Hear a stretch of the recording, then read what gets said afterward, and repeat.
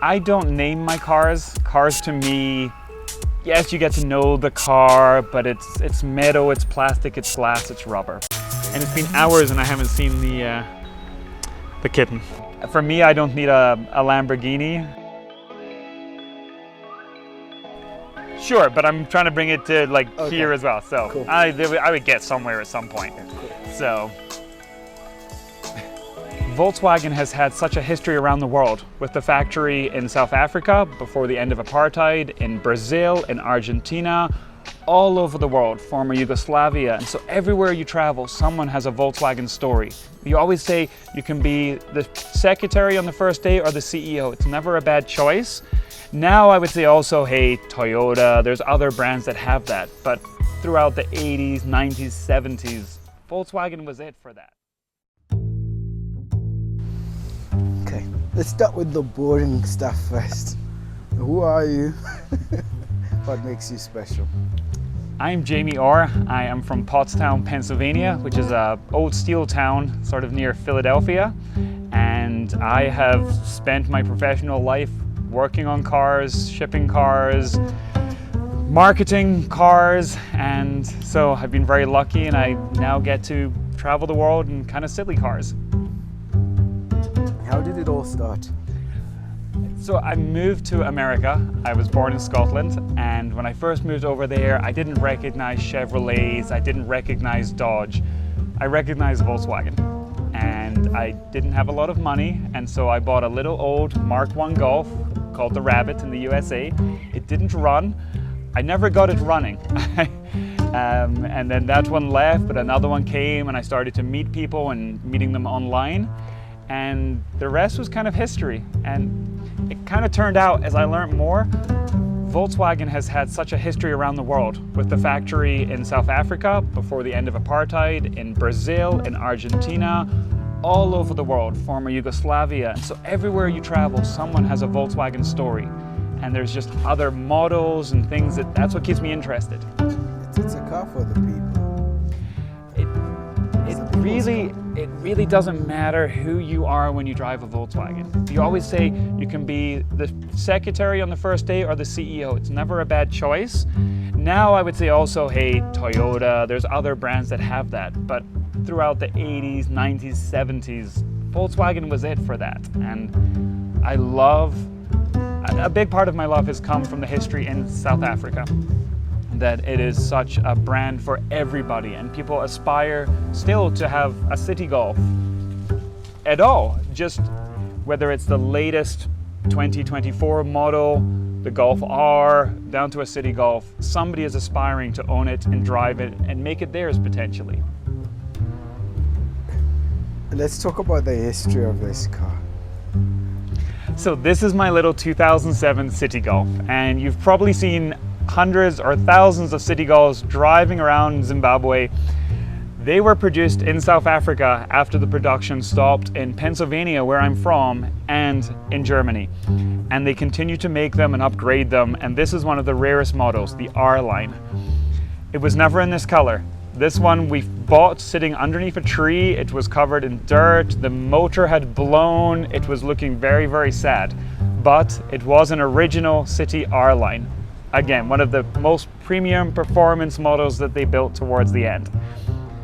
The motor was incorrect, the body has been painted the base model Chico green, which I love, but purists, maybe less so. And it was in pretty sorry state, but it had the body kit and it had what was important, it had the guts. And so we took it and we got it back on the road, and we did kind of a lot of upgrades, and then that brings us to where we are today. What work have you done on it? Any modifications? So on the outside it looks, yes, like the base model Chico, except with the R-Line body kit. But underneath it now has a 20-valve motor. It has the gearbox from a Golf 4. It has suspension from a very specialized company in Germany called Gepfeffert, which is a very difficult word to say. And this is really like race performance suspension, ultimately adjustable. It has Golf 4 brakes in the back, so it has more horsepower, more stopping power, crazy suspension, but we left everything else just the way it was. So all the dents, the scratches, in fact, the missing pieces of trim that I haven't found yet, the little tears on the seats, they have not been restored yet because it's really about the journey with the car so far. And as I see junkyards, I try and stop and see if I can buy a better glove box and try and repair it as we go. Tell me about South Africa. So, growing up, I'm an 80s baby. We always saw the news. If this is ZBC, I grew up in Scotland with BBC. And I always wanted to travel here. Does it matter for that? That's all right.